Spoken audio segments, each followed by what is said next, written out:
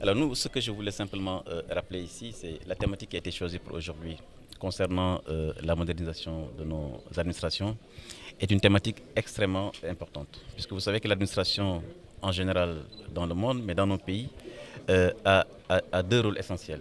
Le premier, c'est tout d'abord fournir aux consommateurs, aux citoyens, des services sociaux de qualité. Et le deuxième rôle qui est également important, c'est améliorer la compétitivité de nos entreprises. Et sous ce regard, les technologies de l'information et de la communication jouent un rôle essentiel. Jouent un rôle essentiel d'abord dans la facilitation justement de l'accès à ces services, mais également dans leur volet d'être un moteur de croissance économique. Puisque dans la plupart de nos pays, les technologies de l'information et de la communication assurent parfois plus de 15% de la croissance économique.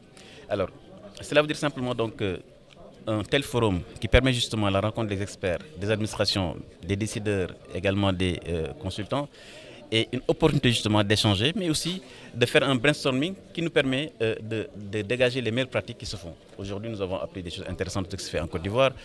Nos amis de la Côte d'Ivoire vont échanger avec nos experts ici pour ce qui se fait au Sénégal, et c'est cela qui enrichit.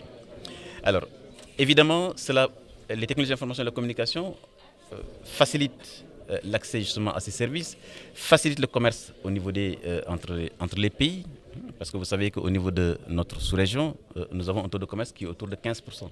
Donc il faut améliorer cela, permettre à ce que nos entreprises puissent davantage commercer entre eux, permettre à ce que nos consommateurs puissent davantage circuler entre eux.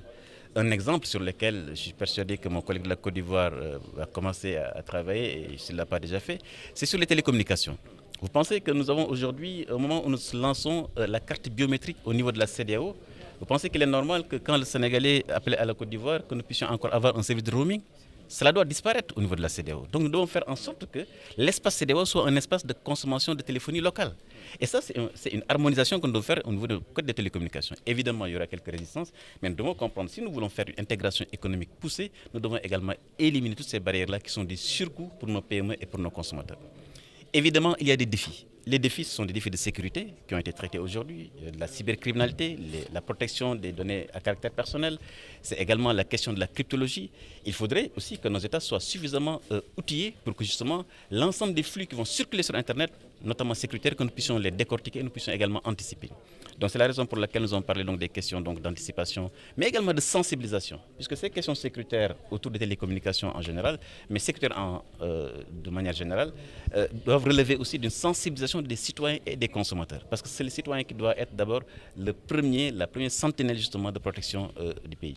Donc, les technologies de l'information et de la communication sont une immense opportunité pour nos économies, de croissance économique, mais également de facilitation du commerce et d'intégration économique. Mais également, il y a des défis, naturellement, sur lesquels nous travaillons et nous continuons à travailler. En tout cas, moi, je salue vraiment cette initiative de ITEMAC qui a fait un travail remarquable, que nous encourageons. Et ils peuvent compter vraiment sur le soutien du commerce.